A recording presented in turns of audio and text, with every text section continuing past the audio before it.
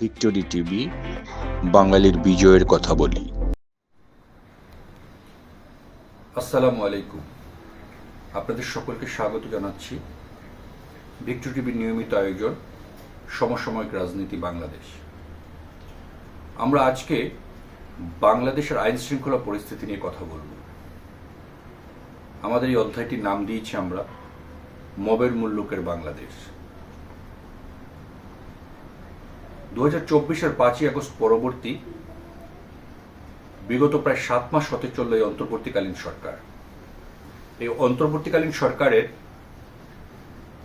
এই দীর্ঘ 5 মাসে আমরা যে বিষয়টি পরিলক্ষিত হতে দেখেছি,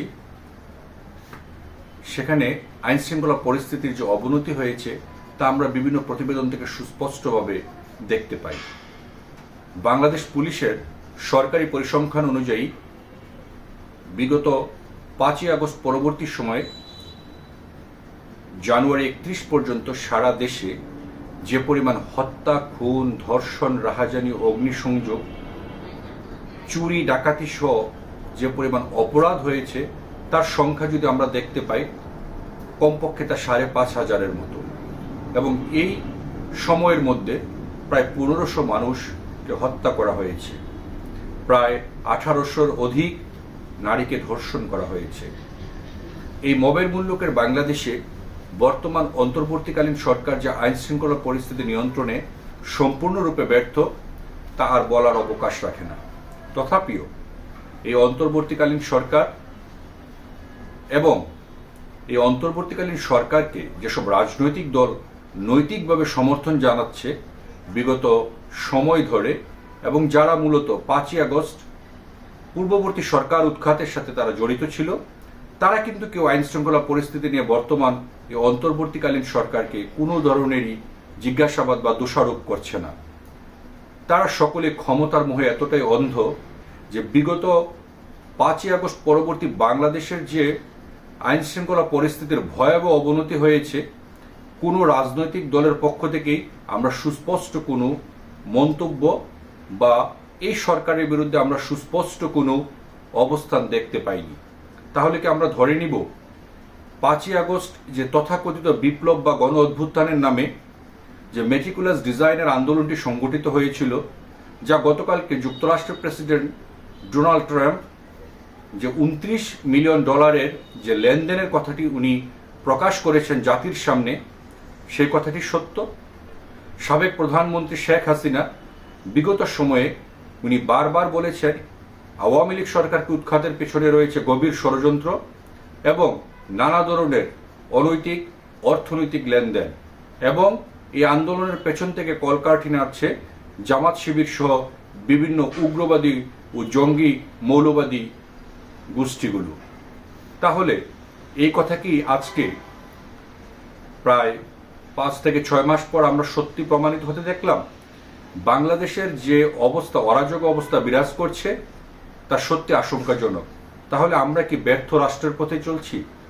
এবং ব্যর্থ রাষ্ট্র হতে যা যা নিয়ামক দরকার এই বর্তমান অন্তর্বর্তীকালীন সরকার সবগুলি তারা পূরণ করেছে, এবং তারা আসলে আইন শৃঙ্খলা পরিস্থিতি অবনতিতে দারুণভাবে সফল হয়েছে এবং দেশে মবের রাজত্ব কায়েম করতে তারা দারুণ সফলতা লাভ করেছে। এই অন্তর্বর্তীকালীন সরকার ডেভিল হান্টের নামে মূল ডেভিলদের রক্ষা করে, যারা ডেভিল দ্বারা আক্রান্ত হয়েছে তাদেরকে তারা রক্ষা করার জন্য ডেভিল হান্ট নামক একটি অপারেশন পরিচালনা করছে। এবং এই ডেভিল হান্টের কবলে বিগত কয়েকদিনে প্রায় 14,000 মানুষকে তারা গ্রেফতার করেছে। এই অন্তর্বর্তীকালীন সরকার দেশের আইন শৃঙ্খলা পরিস্থিতি নিয়ন্ত্রণ করতে যখন সম্পূর্ণরূপে ব্যর্থ হয়েছে, বাংলাদেশকে যখন একটি মবের মূল্যকে পরিণত করেছে, তখন তারা ডেভিল হান্ট নামক একটি অপারেশন পরিচালনা করে দেশকে অস্থিতিশীল করে তোলার জন্য নানা ধরনের পায়তারায় লিপ্ত রয়েছে। বর্তমান অন্তর্বর্তীকালীন সরকার মানুষের জানমালের নিরাপত্তা দিতে সম্পূর্ণরূপে ব্যর্থ, এবং আমরা এখন দেখতে পাই কি নানা ধরনের সোশ্যাল মিডিয়ায় সতর্কতামূলক বিজ্ঞপ্তি পরিলক্ষিত হয়, যেখানে নারীদেরকে সন্ধ্যার পর ঘর হতে বের না হওয়ার জন্য অনুরোধ করা হয়, এবং সমস্ত জনসাধারণকে তার মূল্যবান সামগ্রী যেমন টাকা পয়সা, ব্যাংক কার্ড, দামি মোবাইল এগুলো নিয়ে চলাচল করতে নিষেধ করা হয়েছে, সতর্কতা অবলম্বন করতে বলা হয়েছে। দেশে যে পরিমাণ হত্যা, খুন, ডাকাতি, চুরি, রাহাজানি বৃদ্ধি পেয়েছে, যা অতীতের যে কোনো সরকারের সব রেকর্ডকে ভঙ্গ করেছে। তথাপি এই অন্তর্বর্তীকালীন সরকার ডেভিল হান্টের নামে মূল ডেভিলদেরকে রক্ষা করে তারা মূলত যারা বিভিন্ন এই অপরাধীদের দ্বারা শিকার হচ্ছেন তাদেরকে তারা নানা রকমের মিথ্যা মামলা দিয়ে গ্রেফতার করছে। সারা দেশে চলছে অবাধে গ্রেফতার বাণিজ্য, এবং এই অন্তর্বর্তীকালীন সরকারের সময় আমরা অবৈধ হত্যাকাণ্ড সংগঠিত হতে দেখলাম, আইন বহির্ভূত হত্যাকাণ্ড সংগঠিত হতে দেখলাম। এই অন্তর্বর্তীকালীন সরকার বাংলাদেশের রাজনীতিকে প্রশ্নবিদ্ধ করার জন্য, গণতন্ত্রকে ভুলুণ্ঠিত করার জন্য, আইনের শাসনকে নস্যাৎ করার জন্য তারা নানা ধরনের ষড়যন্ত্রে লিপ্ত রয়েছে। বর্তমান অন্তর্বর্তীকালীন সরকার বাংলাদেশকে একটি মৌলবাদী ও জঙ্গিবাদী রাষ্ট্র হিসেবে বিশ্বের দরবারে তারা প্রতিষ্ঠিত করতে পেরেছে। আমরা অন্তর্বর্তীকালীন সরকারের প্রধানের মুখ থেকে শুনতে পেয়েছিলাম বাংলাদেশে বিদেশি বিনিয়োগ আসবে বস্তা ভরে, কিন্তু অত্যন্ত দুঃখের সাথে বলতে হচ্ছে যে বিগত 7 মাসে বাংলাদেশে কোনো দেশ হতে 1 টাকাও বৈদেশিক সাহায্য তিনি আনতে পারেননি। উপরন্তু 71% উপরে আমাদের রপ্তানি আয় কমেছে, এবং সারা দেশে যে ব্যাপক পরিমাণে মব ভায়োলেন্সের কারণে শিল্প কলকারখানা বন্ধ হচ্ছে, ইতিমধ্যে প্রায় 10 লক্ষের উপরে শ্রমিক কর্মহীন হয়ে পড়েছে। বাংলাদেশ যে মবের রাজত্বে কায়েম করেছে অন্তর্বর্তীকালীন সরকার, এই মব থেকে বাংলাদেশকে রক্ষা করতে হলে সকল রাজনৈতিক দল সকলকে ঐক্যবদ্ধভাবে এই মবদেরকে প্রতিহত করতে হবে। আপনারা যদি বাংলাদেশকে একটি সত্যিকার সুন্দর বাংলাদেশ বিনির্মাণ করতে চান, আমরা আশা করব অন্তর্বর্তীকালীন সরকারের যারা এই মব ভায়োলেন্সের উস্কানি দিচ্ছে এবং এই মব ভায়োলেন্সকে যারা জাস্টিফাই করছে নানা ধরনের ষড়যন্ত্র করে, তাদের বিরুদ্ধে আপনাদেরকে আবার রুখে দাঁড়াতে হবে। বিগত 5ই আগস্ট আওয়ামী লীগ সরকারের পতনের পর যে বৈষম্যের পথে বাংলাদেশ হাঁটবে বলেছিল, সে বৈষম্য আরও বৃদ্ধি পেয়েছে। বিগত সরকারের 15 বছর আইন শৃঙ্খলার পরিস্থিতি যে অবনতি হয়নি, বিগত 7 মাসে আইন শৃঙ্খলা পরিস্থিতির তার 10 গুণ বেশি অবনতি হয়েছে। সারা দেশের মানুষ চরম নিরাপত্তাহীনতায় ভুগছে। নারীরা আজ পদে পদে লাঞ্ছিত, ধর্ষিত হচ্ছে। আমাদের সন্তানরা আজকে নিরাপত্তাহীনতায় ভুগছে। তাই বাংলাদেশের প্রতিটি নাগরিকের এবং প্রতিটি বিবেকবান মানুষকে আজ এগিয়ে আসতে হবে। যারা 5ই আগস্ট আন্দোলনের আগে বিভিন্ন বিশ্ববিদ্যালয়ের শিক্ষক, বিভিন্ন সুশীল বুদ্ধিজীবীরা রাস্তায় নেমে এসেছিলেন আপনাদের বিবেকের তাড়নায়, আমরা তো এখন আপনাদেরকে এত ঘটনা ঘটার পরে রাস্তায় নামতে দেখছি না।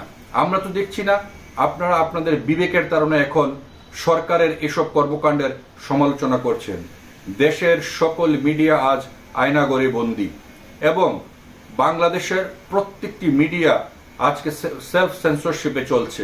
তারা সরকারের কোনো কর্মকাণ্ডের সমালোচনা করছে না, এবং দেশে যে ভয়াবহ আইন শৃঙ্খলা পরিস্থিতির অবনতি ও নৈরাজ্যের সৃষ্টি হয়েছে তা নিয়েও কোনো মিডিয়া মুখ খুলছে না।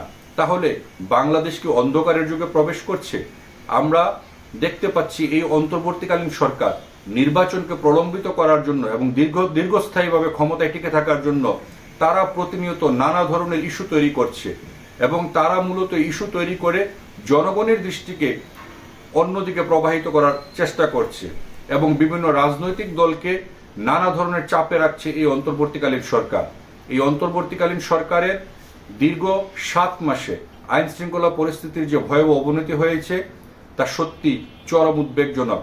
তাই আমরা বলতে বাধ্য হচ্ছি, মবের মুল্লুকের বাংলাদেশে এখন প্রতিটি নাগরিক অনিরাপদ, প্রতিটি নাগরিকের জীবন আজকে হুমকির সম্মুখীন। আমরা এই মবের মুল্লুক থেকে কবে মুক্তি পাব? বাংলাদেশ কি সত্যি হারিয়ে যাবে অন্ধকারের অতল গহ্বরে? বাংলাদেশ কি স্বাধীনতা বিরোধী ও মৌলবাদী জঙ্গিবাদী চক্রের হাতে বন্দী হয়ে পড়বে? সমস্ত বাংলাদেশ আজকে একটি আয়নাঘর। সরকার যে আয়নাঘরের কথা আমাদেরকে বলেছিল, দীর্ঘ 7 মাস পরে আমরা একটি আয়নাঘরের নাটক মঞ্চস্থ হতে দেখেছি। সত্যিকার আয়নাঘর তো এই সরকার তারা নিজেরাই রচনা করেছে। এই আয়নাঘরে আজকে বাংলাদেশের গণতন্ত্র বন্দী, এই আয়নাঘরে আজকে সাধারণ মানুষের জীবন বন্দী। এই বাংলাদেশের এই আয়নাঘরটির রচয়িতা বর্তমান অন্তর্বর্তীকালীন সরকার। এবং এই আয়নাঘরের প্রধান অস্ত্র হচ্ছে মব ভায়োলেন্স। তাই বাংলাদেশ আজকে সত্যি মবের মূল্যকে পরিণত হয়েছে। এই মবকে প্রতিহত করতে হলে সকল বিবেকবান নাগরিককে আবার ঐক্যবদ্ধ হতে হবে।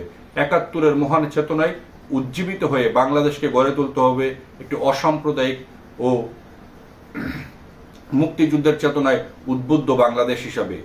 আমরা আশা করব সকল নাগরিক দল মত ঊর্ধ্বে উঠে এসে বাংলাদেশের জনমানুষের জন্য তারা রাজনীতি করবেন এবং রাজনীতিতে যে গুজব প্রচলিত হচ্ছে, যে রাজনীতিতে যে গুজবের যে রাজনীতিটি বাংলাদেশে শুরু হয়েছে, সেই গুজব থেকে বাংলাদেশকে তারা রক্ষা করবেন।